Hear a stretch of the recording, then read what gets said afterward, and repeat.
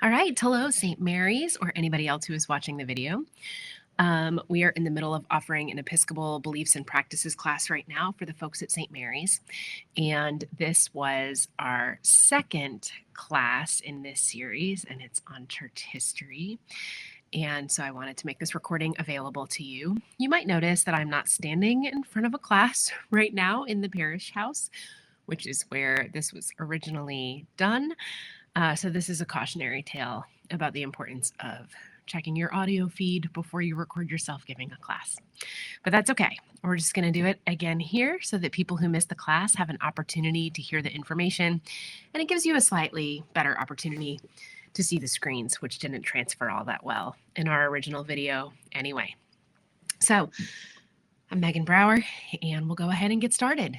So the idea for this class is that you get a kind of overarching sense of Christian church history and how we came to be Episcopalians in 2025 in America. So we're going to cover a ton of information, and I'm going to try to go slowly so you can track. But it's really just, you don't need to worry about hanging on to details or anything. It's really just an opportunity to give you a sense of how the Christian church has evolved over time. We're going to spend a lot more time in more recent history, the last 500 or 600 years, but I am going to start real early in our story here.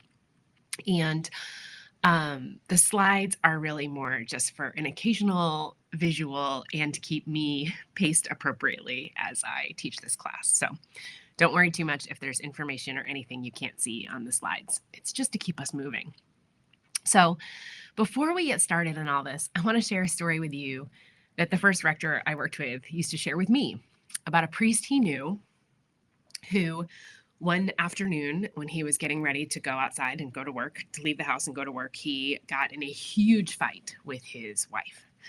And he was kind of a big jerk in this fight with his wife. And so he was in the car and he was driving to church to actually perform a wedding. He was going to officiate a wedding that afternoon.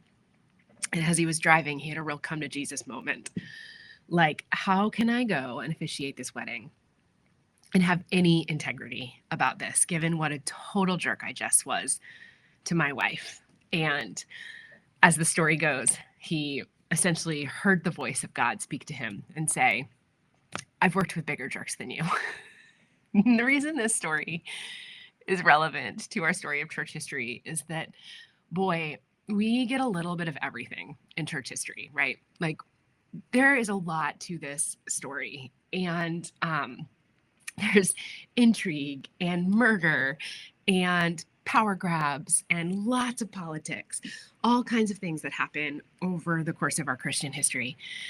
And it's a little bit easy to get thrown off by it sometimes, but I think it's important to remember that sometimes God works with us and through us, and sometimes God works despite us, because we humans can get a little messy sometimes. And so this is how I want to lay the groundwork for this story, because there's a lot to what we're about to go through. And I just want you to keep in mind that it's pretty much a miracle that here we are in the Episcopal Church today. Okay? So we're going to get started at the very beginning, which is with Jesus's death, which is an event I'm sure most of you remember, as is his resurrection, which was the next thing that happened. If you don't know this story well, you can join us at the end of Lent for Holy Week and Easter to hear more about this story. This picture, as a side, was one of the options when I searched Google for images of the resurrection. AI is weird. We don't actually think this is what Jesus looked like, as a side, but I had to throw handsome Jesus up here for the purposes of this and for my own personal entertainment. So at any rate, Jesus dies. Then he is resurrected, and then he ascends to go back up with the Father, right, with God. And so what happens is all of his disciples are just kind of left to put the pieces together of what happens next, right? They've all seen this incredible thing. They are moved and changed by what they've experienced, and they start to tell people these stories. And we hear some of it in our scriptures, right? We can glean some of what was happening through Paul's letters in the New Testament to new Christian communities that were forming. And we hear a little bit about the formation of the church in the book of Acts, right? But basically, these apostles are left to kind of put these pieces together and figure out what comes next. And so we're going to spend just a little time talking about the first age of Christianity, which historians often call the age of Catholic Christianity. And please keep in mind here that when we say Catholic in this sense, Catholic means universal, right? Because this was all there was in the beginning of the Christian church, right? Catholic Christianity. And in fact, it wasn't, of course, immediately called Christianity either. There were a lot of people who thought that this was going to be the next evolution of the Jewish faith, right? So there were a few things that happened during these early years, the age of Catholic Christianity. The first is that the Christian church kind of became the Christian church and learned that they would be excluded from Judaism. The second is that they experienced persecution from the Roman culture. The Roman culture at the time was a polytheistic culture, right? There were many gods, but the emperor was considered one of them. And so any religion that threatened that was not going to be a welcome change in Roman culture at the time. And then the other thing they were doing during that time was just trying to figure out what they believed as the Christian church, right? And some heresies developed. We're going to get into that in just a second. First, I want to talk just a little bit more about this persecution that happened, because Christianity was not allowed at this time in Roman culture. And in fact, if it was discovered that you were practicing a Christian faith, you were put to death. This is an icon of one of the earliest martyrs in the church, and it was Perpetua. And we hear about Perpetua quite a bit, both because she was a young mother and because when she was jailed, before she was put to death, she had some writings that have been found. So we have these ancient writings from Perpetua talking about the fact that she was going to cling to her faith no matter what. And she is thrown in the arena and put to death. And this happened for lots of early Christians who would not denounce their faith after they were arrested. So we hear lots of stories about martyrs in the church, and a lot of that happened during these early years when they were persecuted by Rome. So this is just a little bit of Perpetua right here. The other thing that was happening during this time, and I know these words are a little hard to see, but I'll explain them.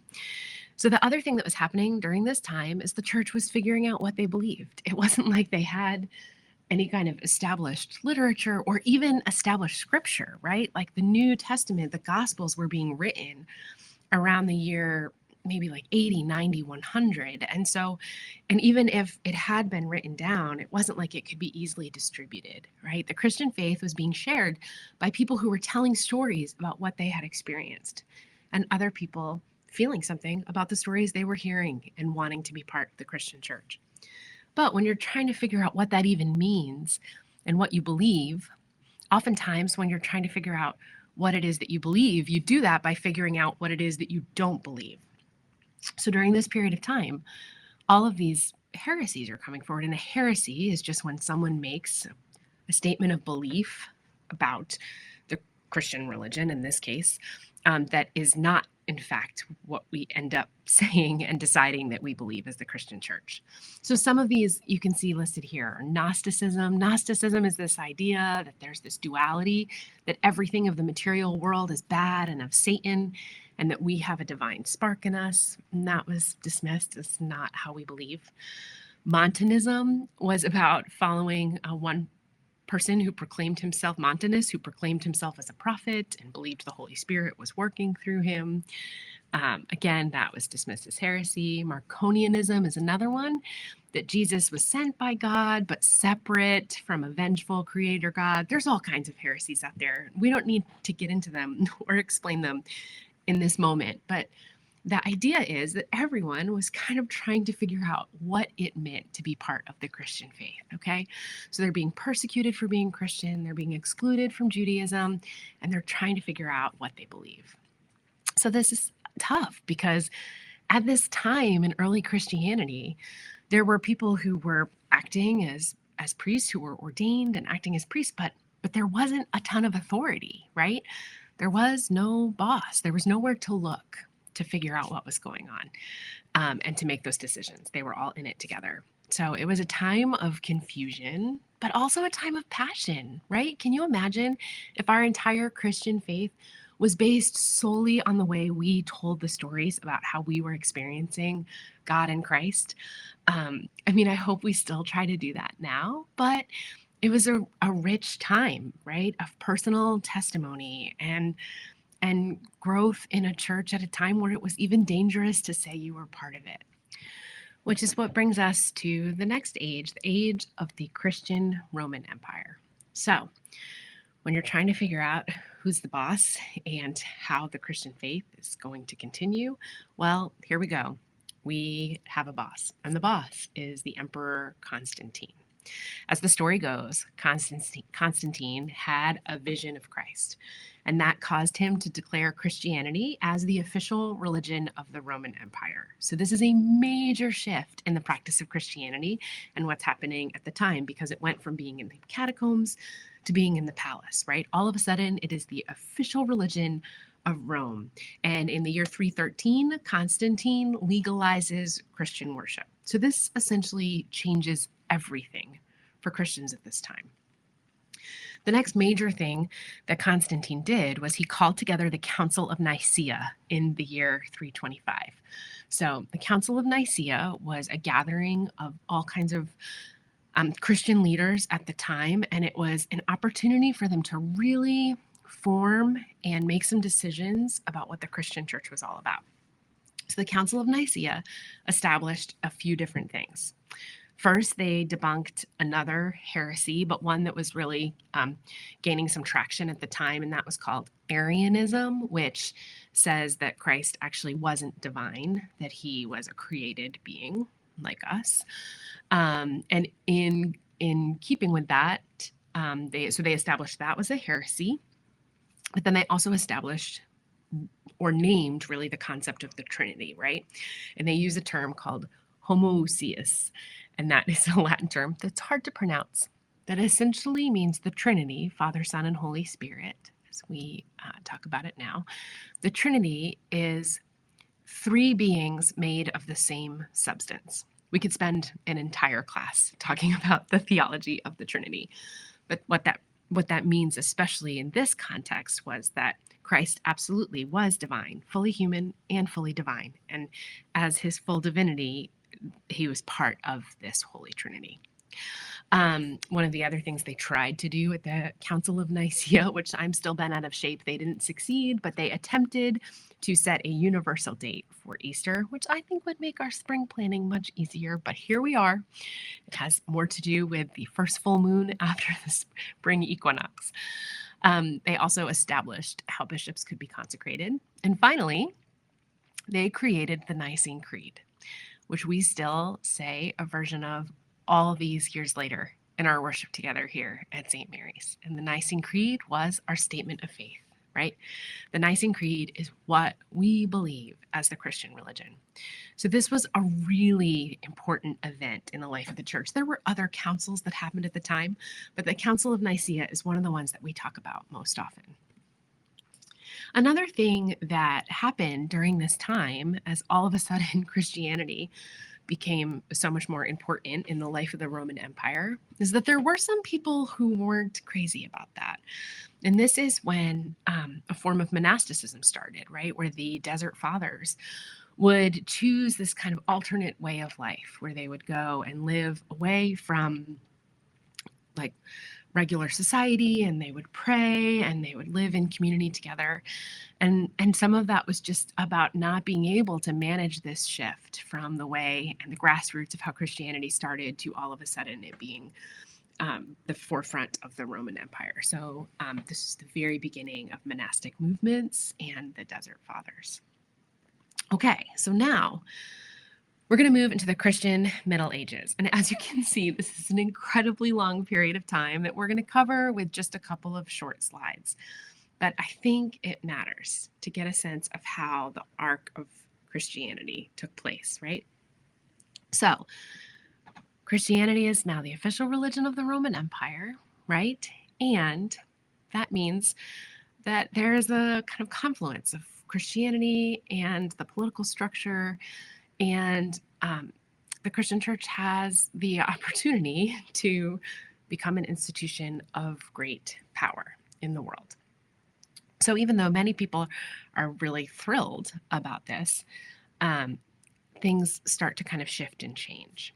So just Pope Gregory the Seventh, we're going to talk about for a little bit, and he was Pope in the year 1025, so kind of right in the middle of this time period that we're talking about. And Pope Gregory the Seventh really kind of rose. He really kind of grew papal authority to kind of the height of its power during this time. And in fact, he was the first pope to ever depose a crowned ruler, right? Emperor Henry IV. So it's hard to imagine what we call papal primacy, right, without Pope Gregory and his influence as he came in. And Pope Gregory actually called, but never saw because of his death, but called for the First Crusades. That's what we're going to talk about next here. I do not want to talk about our Christian history without talking about some of the darkest parts of it, right? And between the years 1096 and 1291, there were 8 major crusades launched in Europe. And so, as the Christian church gained more power, as other religions became a threat, or other groups of people became threats, as we so often do in our humanity, we tried to make change through violence. And so the Crusades happened against the Muslims and against the Turkish people. And it was a really difficult time, and there was a lot of death. And I think a very dark time in the history of the Christian church, that we would resort to violence as a way to try to bring more people to Christ and to God. And of course, more than that, to gain power and influence and all of those things that trip us up in our human life. So even though ultimately the Crusades were not successful, it did lead to a Muslim victory. Historians talk about the fact that it still actually kind of spread Christianity with a broader net during this time, because people were hearing about what was happening and people were learning about Christianity, even if they were not successful in defeating the Muslims. So I just think this is an important part of our history for us to acknowledge.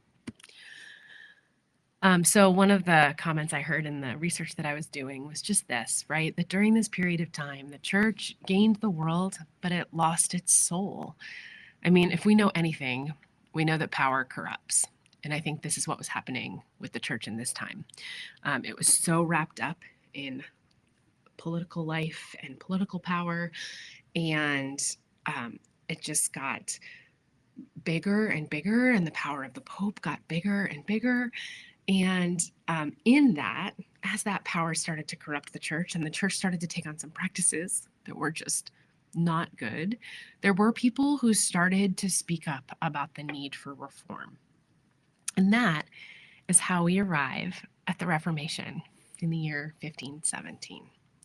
I assume lots of you have heard about the Reformation, just as you've heard about other parts of this history.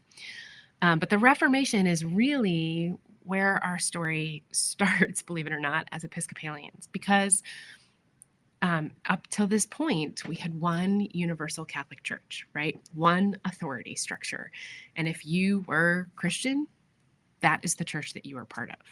And as I'm going to get into in just a minute, the Reformation really changed that, right? And that is how we started to have splits in different churches that split away and began their own Reformation, their own denominations.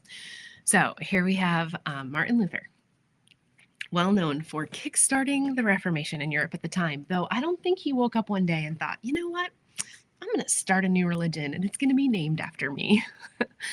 But he was an ordained priest, right, in the Catholic Church at the time, and a theologian, and he was really struggling with what he was seeing with the church and with its rise in power. And so what he did do one day is woke up and decided to tack his 99 Theses to the door of Castle Church in Wittenberg, which would later become Germany. So he was not interested in breaking away and starting a new church. He was interested in the church that he was part of making some changes so that it had more integrity and so that it was serving God in a, what he believed, more pure and appropriate way. So he was just looking for true reformation, not a departure from the church. A lot of what this became was about a scandal about indulgences. And I'm not sure if you've ever heard of indulgences before, but indulgences was a practice in the Catholic Church at the time where if you were in need of forgiveness or absolution for something, or if you were looking to, because you needed that forgiveness or absolution, if you were looking to kind of secure yourself a place in heaven, then you would have to make a sizable donation to the church and you would be offered that absolution. And you could be assured of your entry into heaven upon your death. It sounds crazy to us now because, of course, that is not how we think that God works. But again, power had started to corrupt. And so at the time, that was the practice, and it was making the church some significant money. And so Martin Luther had a lot to say about what wasn't going well in the church at that time, but this, what we call the sale of indulgences, was one of the main issues at the time that a lot of people were talking about and having issues with. Just so we're clear, God provides absolution, right? And God's grace and forgiveness comes free to us. We cannot buy it. It is a free gift, which is, of course, what Martin Luther thought as well. But he ends up being excommunicated, and he is not allowed to be a priest in the Catholic Church anymore. And this is what kind of begins the mobilization and the beginning of Protestantism, which is the part of the Christian church that is not part of the Catholic Church, right? So we have this for the first time, we have this break, and we have the Catholic Church, and we have Protestant churches.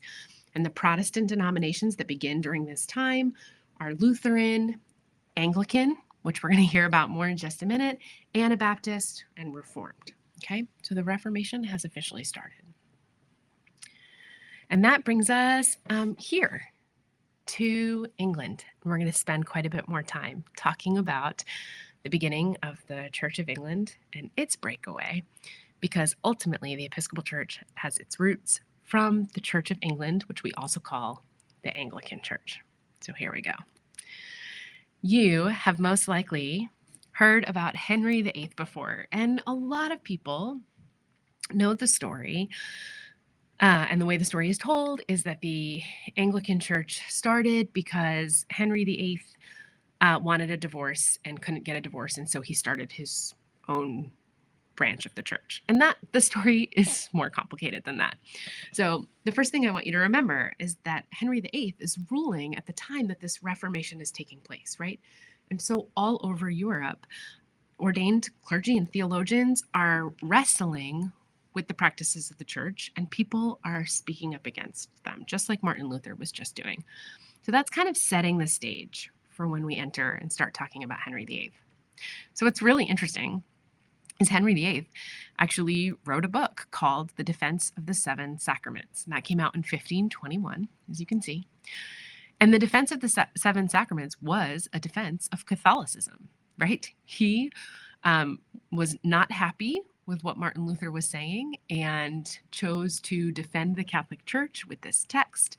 It is allegedly Thomas More helped him write that, but we don't know for sure.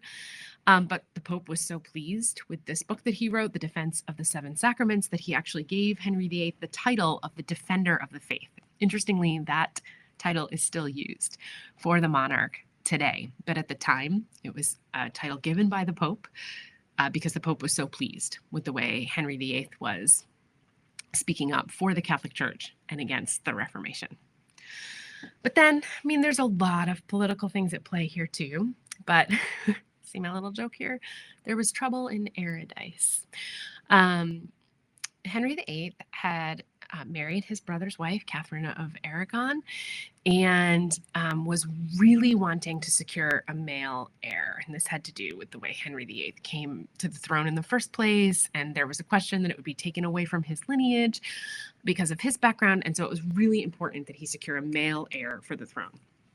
And Catherine of Aragon got pregnant a bunch of times, but was not able to see any of those pregnancies to term. She finally had one child, and it was a girl, which did not suffice. Henry believed that he was being punished by God because he had married his brother's wife during this time. And he started to take an interest in one of Catherine's ladies-in-waiting, Anne Boleyn. So he is trying to secure an heir. And when it's not working with Catherine, he takes up an interest with Anne. And Anne actually gets pregnant herself before his marriage to Catherine has ended. And he is going to the Pope and looking for an annulment so that he can go ahead and marry Anne Boleyn in hopes of producing a male heir.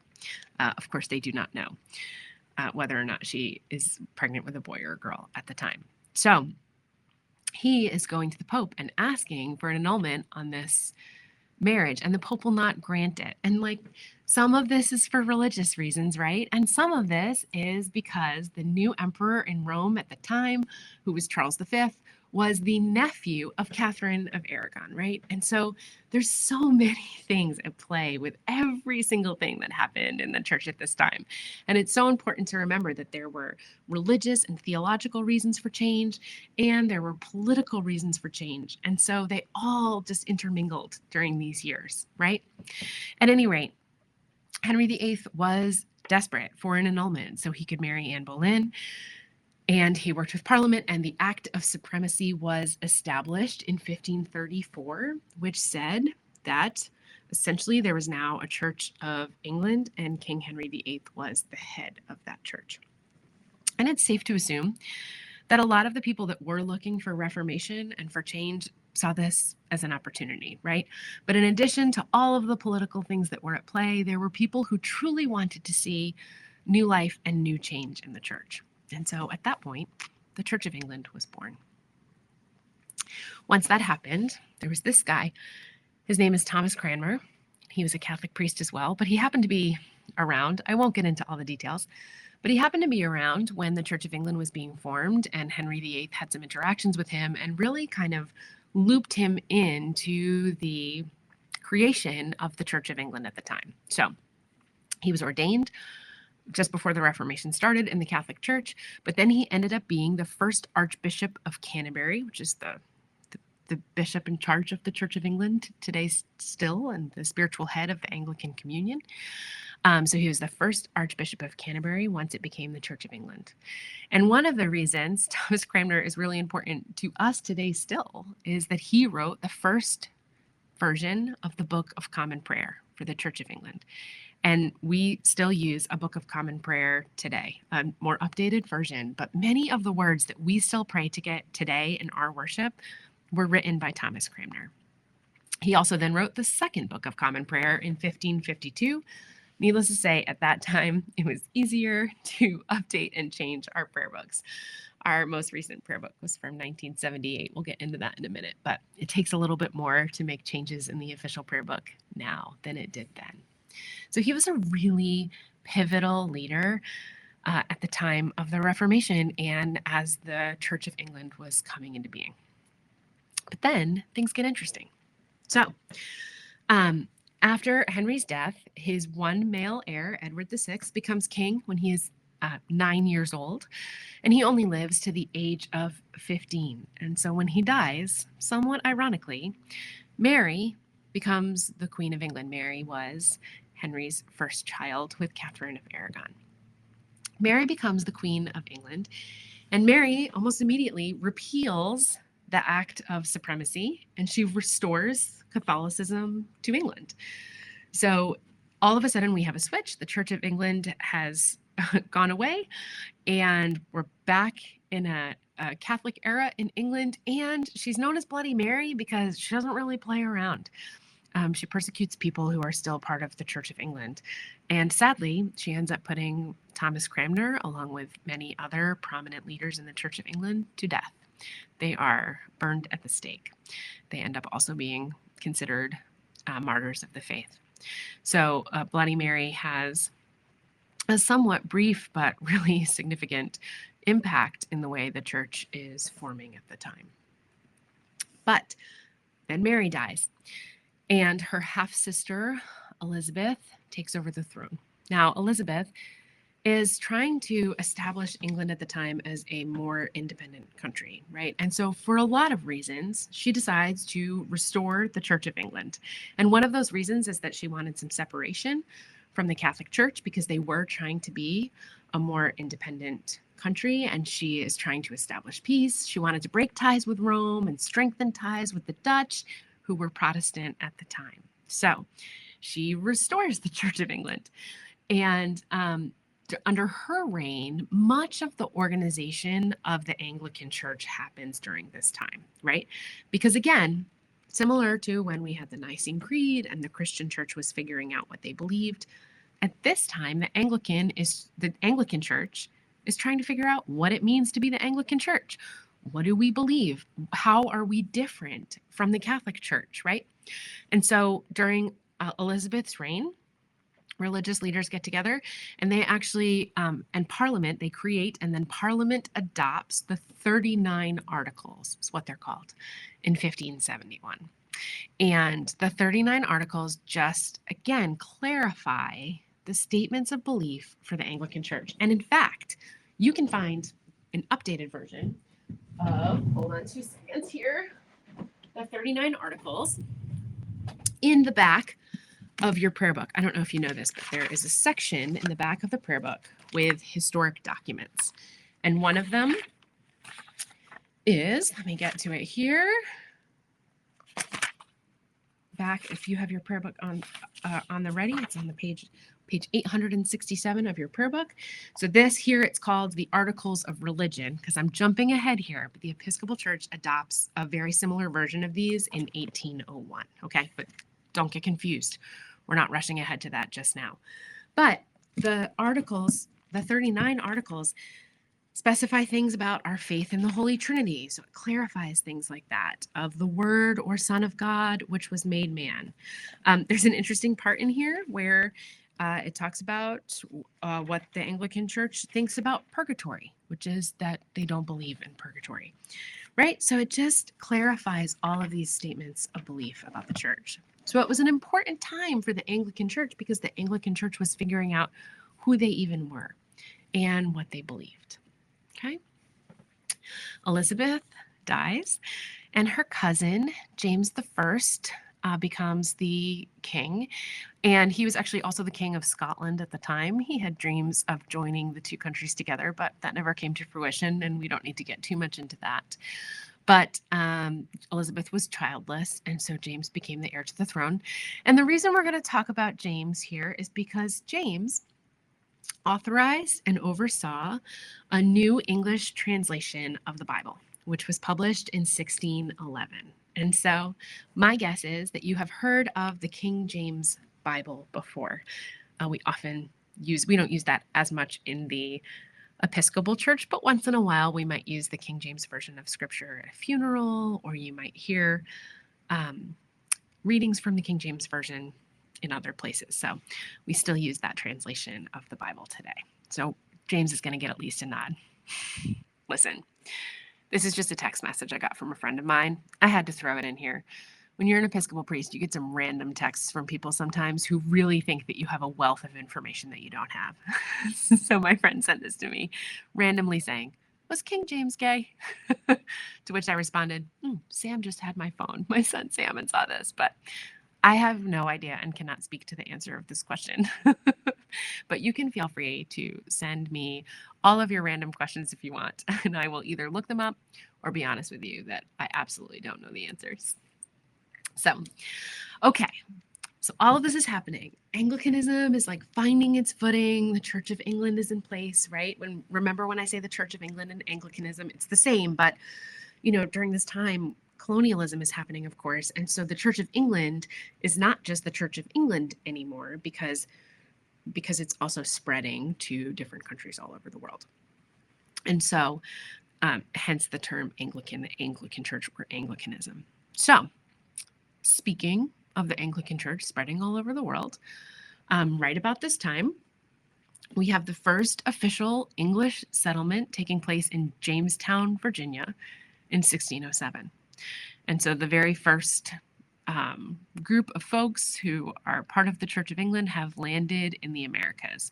And so we are officially jumping. There's going to be a little more information that takes place in England, but we have officially crossed the Atlantic Ocean to what will eventually become the United States of America. So here we are, first official settlement in Jamestown, Virginia, and there is still a church there today that memorializes this site where this took place. But there's a lot happening, both in various parts of the New World and in England at this time, because while we have an English settlement in Jamestown, we also have the Puritans arriving at Plymouth Rock. Okay. And so back across the ocean for just a second, what's happening during this period of time is the Puritan Revolution, right? Oliver Cromwell takes over. The Book of Common Prayer is actually outlawed. And so now you've got some feuding happening between the Anglicans and the Puritans. And the Puritans have their day. And so suddenly the Church of England has lost its footing again for a period of time. And I just think it's interesting to think about this and spend some time on it, because it's easy to kind of think about history and just, it feels like things maybe happened easily or quickly, right? Like, it's easy for us in our memory sometimes to be like, oh, King Henry started the Church of England and that's it. When in fact, the Church of England was there, and then it lost power, and it was Catholic again, and then it was back, and then it was the Puritans. Like, this is kind of the story of our human life and our religious changes and progress. It's like something happens, you make change, you move forward, you have a setback, you have a war. Like, our lives have so much to them, and it's a long arc of history to get us into new places, right? So this is what's happening during this time with the Puritan Revolution. There's a period of time where the Puritans are in control. And so this is until about 1662, when Charles II is reinstated after Oliver Cromwell dies and his son Richard is overthrown. So, but I just think it's interesting to think about. And at the time, the 1662 prayer book came out in the Church of England, which is still used today. Okay, so this is just a note, because this is now we've got the Anglican Church and how it's forming and growing in the New World. And this is the College of William and Mary, which is in Williamsburg, Virginia. And this was established by the Church of England in 1693 over in the Americas. So this was for civil servants and clergymen. So the Church of England is continuing to grow in this area. And so during 1607 to 1785, the Church of England in the New World is overseen by the Bishop of London. And this is just a picture of a random Bishop of London. You're welcome. I imagine communication between the two areas was slow and hard to come by, but ultimately it is still the Church of England happening over here in the New World, right? And following the same authoritarian structure as the Church of England at that time. But then, as you may know, the American Revolution happens. And so suddenly we have this movement to break away from the monarchy. And with that means a break away from the Church of England. And so this is Samuel Seabury. And Samuel Seabury, actually, I don't know if I have any Hamilton fans out there, but the character of Samuel Seabury also appears in Hamilton. This is the cast from 2016. It's the Disney special if you watch Hamilton. And if you've ever seen it, it's interesting to go back and see those scenes now that you're hearing a little bit of history about Samuel Seabury. He doesn't get a good reputation in the show Hamilton because at the time he was a loyalist and believed that we should stay affiliated with the crown, that we should not be breaking away, that the revolution was a bad idea, right? And he was a clergy person. But then after the revolution happens, he does change his tune. So I call him a flip-flopper here, but lovingly, because we are allowed to discern how God is working in the world and change our mind when we get new information. And so Samuel Seabury is trying to figure out how to be consecrated a bishop, because here's what happens, right? We have this break with England during the Revolution, but the church exists over in the New World. But without bishops, we can't continue the church. We cannot ordain new priests without a bishop. And now the Church of England and England in general is a little salty with us because we've just broken up with them. And so they are refusing to ordain anybody, any of the clergy in the New World as bishops. And so we can't continue the church in the New World. Samuel Seabury figures out a workaround, and he actually goes to Scotland and is ordained a bishop with the Church of Scotland. And I think makes some promises about how we'll use the Scottish prayer book or something. I don't think that ever super comes to fruition over here. But Samuel Seabury becomes the first bishop in the New World. And he actually was serving at an Episcopal church in New London, Connecticut. So he was the first bishop of Connecticut, consecrated in 1784. And then he actually became the first bishop of Rhode Island as well, because when the Rhode Island church was forming, they knew they couldn't figure out how to get their own bishop. And so they were also under the authority of Samuel Seabury in Connecticut. So he became the first bishop of Rhode Island in 1790. So then we have in 1785, so between when he becomes the Bishop of Connecticut and when he becomes the Bishop of Rhode Island, we have our first General Convention of the Episcopal Church in America, right? So I want to take a minute to talk about convention. So we have had these conventions again since the beginning of the church. And at this convention, there were lay and clergy representatives from Delaware, New York, New Jersey, Pennsylvania, South Carolina, and Virginia. And they all gathered together. And among other things, one of the things they did was name the church, the Protestant Episcopal Church. So the word Episcopal, it's linked to the word episcopate or episcopacy, which is the bishop, right? So when you say Episcopal, what that's doing is nodding to the fact that we do have an authority structure in this church, and it comes from the bishops, and that is part of the apostolic succession that Jennifer actually talked about in last week's class, which is to say that every clergy person and bishop have all been part of a long, long line of the laying on of hands from clergy before them that goes all the way back to the Apostle Peter, right? So when I was ordained, I became part of that apostolic succession because hands were laid on me at my ordination and hands have been laid on those priests at theirs and so on and so forth, all the way back to the apostles, right?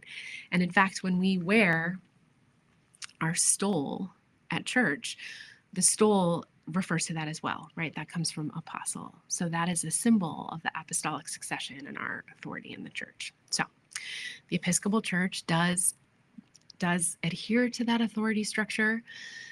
And we do have the authority of bishops. And so that's kind of where the name of the Episcopal Church came from. But one of the things that sets the Episcopal Church apart from some other denominations is the fact that we also have these conventions, right? That we kind of have, we have a really democratic way of making decisions and working together as a body to decide who the church is going to be. So even though we have the authority of bishops, the bishops or any religious authority do not make the decisions about what happens in our church. A body of lay people and ordained people make those decisions. At this very first convention, there were two groups established: the House of Bishops, which was all the bishops at the time, and what we call the House of Deputies. And we still have both of these houses today that are fully operational when we have our General Convention. The House of Deputies is made up of priests and lay people. And any decision that's made, it has to pass in both the House of Bishops and the House of Deputies. And of course, you'll see some of the similarities to the way our government was being formed at the time, right? Because the United States was coming to be at this same time. So you can see echoes of that in how the Episcopal Church was forming. Okay, so this was our very first convention in the Episcopal Church.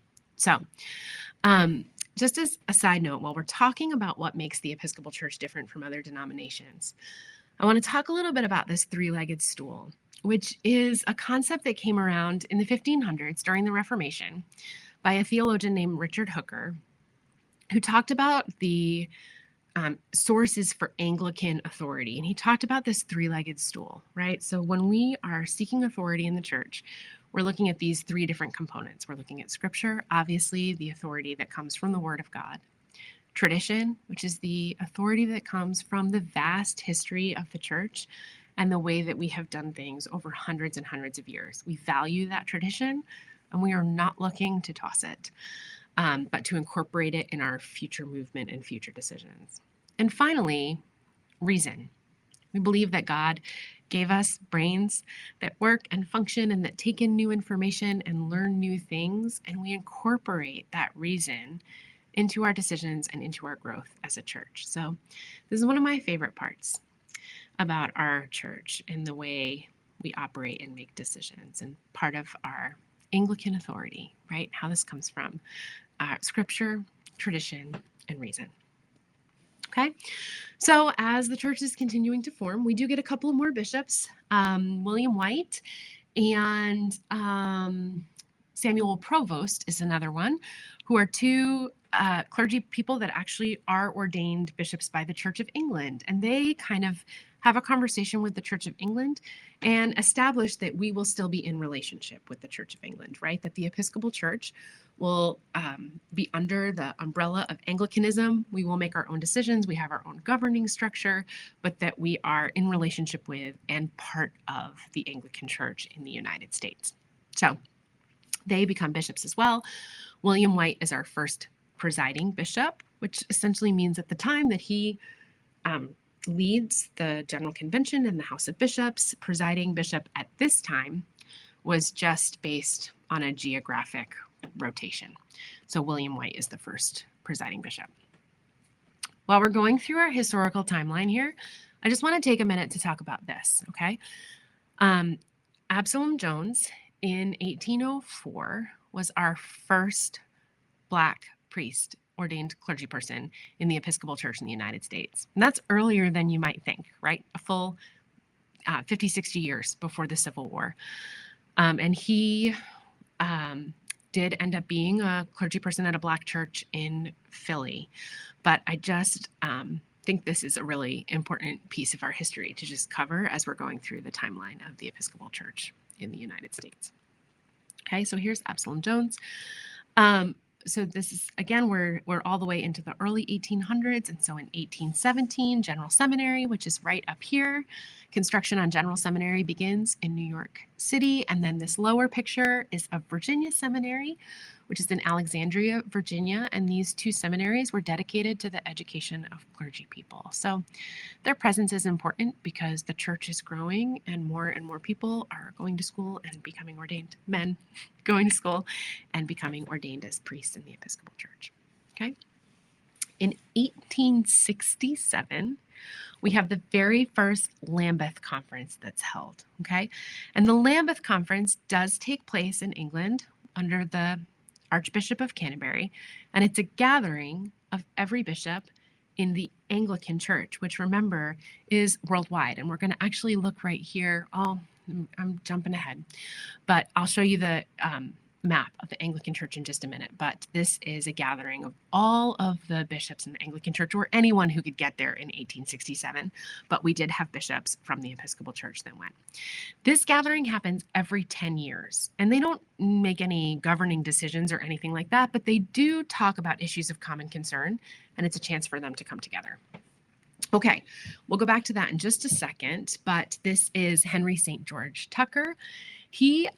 So we continue to have presiding bishops. First, it's based on location. Then the presiding bishop is decided by whatever bishop has the most seniority and has been the bishop for the longest. And it's not until 1919 that we decide that we will be electing our presiding bishop. And so suddenly the presiding bishop is determined by election instead of by seniority or geographic area. And in 1944, Henry St. George Tucker is the first presiding bishop to have the job of presiding bishop be his full-time job, right? So prior to this, the presiding bishop was a bishop of a regular diocese in some geographic area, and they just also served as the presiding bishop. But in this period of time, right, the Episcopal Church is continuing to form and grow, and there is kind of more of a institution of the Episcopal Church at the top, and so they oversee national programs, and the presiding bishop did become a full-time job in 1944. So he is the first one to serve in this role. All right, another really important moment in our history, I think. This is a picture from the General Convention in the year 1970, which is the first time that women were authorized and allowed as part of the House of Deputies. 1970. That's a little later than I would have liked it to be. But this is the first time that women are allowed onto the floor and part of the voting body of the House of Deputies. Okay? And then, not too many years later, in 1974, we have our first women ordained in the Episcopal Church. So we have, and this, mind you, is not happening yet in other parts of the Anglican Communion. This, you may have heard of this, right? This is, there were 11 women that were ordained in 1974 at Church of the Advocate in Philadelphia. They're called the Philadelphia 11. We've just celebrated 50 years of women's ordination to the priesthood. Now, a group of folks went rogue for this. This had not been authorized by our General Convention yet, but there were 4 bishops present who took part in their ordination.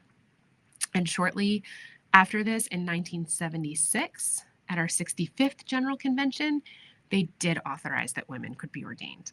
I think sometimes when we have change in the church, we kind of follow the structures and the protocol, and we vote and we argue about things and we work things out and we figure out how God is at work. And every now and again, in order to really move something forward, someone has to do something bold. And this is what happened here. I think we probably eventually would have gotten to that place ourselves, but I do think that this event pushed the issue. And so women were allowed to be ordained after the 1976 General Convention. And that ordination is equally applicable to men and women. Also, around this time, we have the most recent version of our Book of Common Prayer. You see a picture here, but I've got it right here. So in 1979, actually, this is when we had this version of the prayer book, a 1982 hymnal. We have not updated the prayer book since then because it is a lengthy process over time, right? But we have created supplemental services and supplemental worship books that we can use in our worship. So sometimes here at St. Mary's, we do a version of the Eucharistic prayer, or our worship comes from a book called Enriching Our Worship. And so eventually we hope to have an updated copy of this, but for now we use those supplements and sing both from this hymnal and from our supplemental hymnals. Okay, this is just another historical point that I think is worth mentioning. This is Bishop Barbara Harris, who was the first female bishop in the church. She was the assisting bishop in the Diocese of Massachusetts, and this was in 1989. And if you never encountered Bishop Harris, she was a force. She died just a little while ago, and she was a truly incredible leader and teacher and preacher for God in this church. Okay, we're getting into pretty modern times here, folks, so we're close to the end. In 2000, at our diocesan convention, the House of Bishops and the House of Deputies made a decision that we would be in a call to common mission with the Lutheran Church, which basically means still 2 separate denominations, but that we are pretty similar in our belief structures and in how we operate. And so Episcopal clergy can serve at Lutheran churches and Lutheran clergy can serve at Episcopal churches. So we did not join as one denomination, but we kind of yoked ourselves together.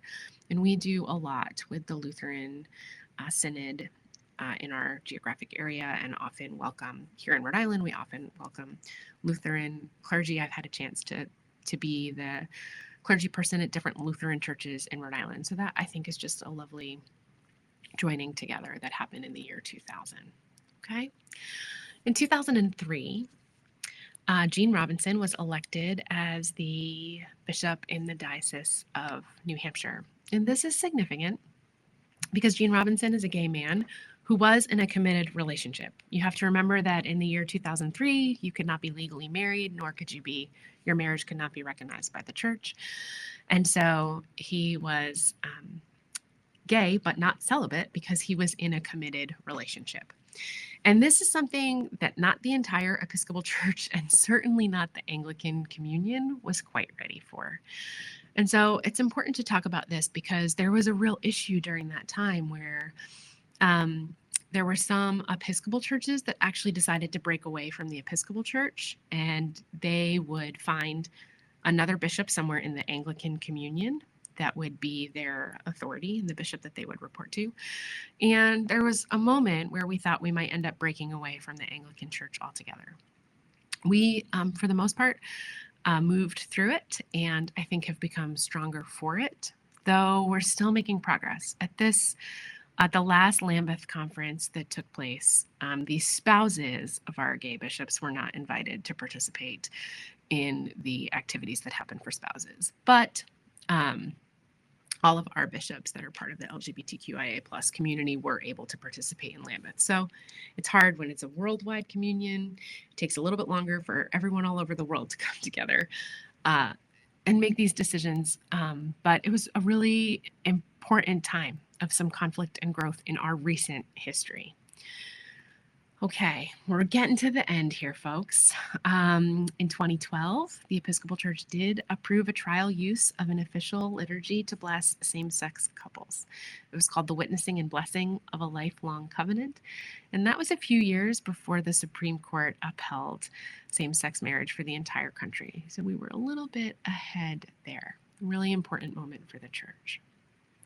This is just to give you a sense. This is the picture of the Lambeth Conference from 2022. So just to give you a sense of how many bishops there are all over the world that come together. And it's one of the reasons it's often hard to decide on all of the things you agree on at the same time. This is that map I told you about. And in purple, these are all of the countries where there are Anglican dioceses, right? Where there's certainly Anglican churches all over the world, but they are part of some other geographic diocese, right? And so you can see in all of these countries, these are the various countries where the Anglican Church has a formal governing structure wherever they are. Okay, and speaking of dioceses, I just want to quickly show you the map of the diocese in the Episcopal Church. So for a long period of time, it was the Protestant Episcopal Church in the United States, but we do have other countries close by that have become part of the Episcopal Church over the last decade. So we actually are in 22, the Episcopal Church is in 22 different countries, including some countries in Central America. And we have 106 dioceses over 22 countries. Growing up in Rhode Island, I always assumed that every state had its own diocese, but I did come to learn that especially places like Texas, they require multiple dioceses in each state. So the Diocese of Massachusetts there's 2 dioceses in Massachusetts, only 1 in Rhode Island, but depending on how many churches there are and how big the geographic area is, there might be more than one diocese. There might be more than one diocese in every state. And each diocese elects its own bishop. So this, and I'm going to talk about St. Mary's in just a second, but here you go. I just want to show you, this is our bishop, Nicholas Knisley, and he's the 13th bishop in Rhode Island. So here is how St. Mary's participates in this larger structure, right? Every year, St. Mary's has an annual meeting. We just had it a few weeks ago, and we vote on a variety of things at our annual meeting. We vote on our budget, we vote on who's going to serve on our vestry, and we vote for who our representatives will be at diocesan convention. Because each year, every diocese has its own convention. So we send some people from St. Mary's to go and represent St. Mary's at diocesan convention. And diocesan convention votes on a bunch of things. They vote on the budget. They vote on issues that are important to us and actions that we want to take as a church. And at diocesan convention, by the way, here we are at our diocesan convention with our delegates this past October. At diocesan convention, we vote for some people to be Rhode Island's representatives at General Convention. General Convention happens every 3 years. And General Convention is where we make all those decisions that I just talked to you about, right? Where they decided that we would have a service that we would officially authorize same-sex marriage, or that we would decide that we could ordain women. Like, all of these choices are made at General Convention. And just as one of the last points I want to make, one of the things I love about this and how we make our choices is, when we send someone to represent us at General Convention or even Diocesan Convention, the way it's not like a democratic process in our government is that we're not saying, you have to know exactly how St. Mary's would want to vote on anything and you have to represent our vote. That's not what we're saying. What we're saying is, we trust you to discern how the Spirit of God is at work in that room and to vote according to how you feel God is at work in this church and in this place, right?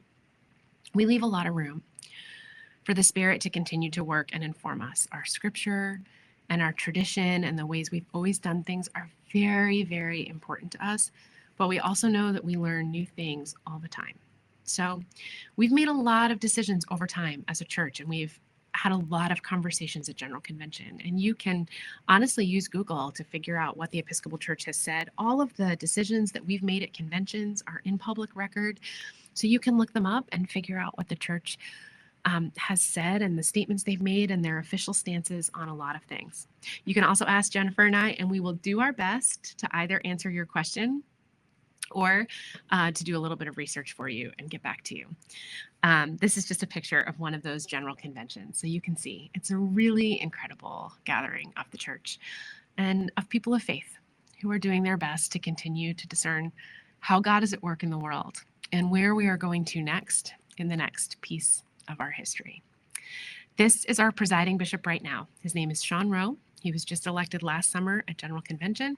And if you're into this kind of thing, I recommend paying attention to this guy. You can sign up to receive the Episcopal News Service. He was the bishop of Western Pennsylvania when it merged with the Diocese of Western New York. And he is not afraid to make difficult changes in order to help the church thrive in this new chapter of our Christianity. So he's one to pay attention to, and he will serve as presiding bishop it's a 9-year term. So he will serve as presiding bishop for at least 9 years. He's young, so who knows if he'll have a second term, but this is our current presiding bishop, and so you will hear us pray for him sometimes in our worship. Okay, I have been talking at you for a full hour. If you are still with me, I am very impressed. Because we are doing it in this format, I cannot answer your questions, but even if we were together in the same room, you would have heard me say, I probably can't answer your questions today either. But I'm always happy to help find the answers to your questions or to talk about any of the pieces that we have talked about today. Thanks for being with me for this long lecture about church history, but I hope it has just taught you something and helped you to understand just the complicated way we humans work and how so often changes we make in the church and the world are reactions to whatever's happened before. That pendulum is always swinging, and we can just do the best we can to be faithful witnesses to how God is working in our lives and in our church and in the world, so that we can be part of whatever the next chapter of our Christian faith is. Thanks so much for listening to this and to being part of this. Feel free to email me with any questions you have. Thanks.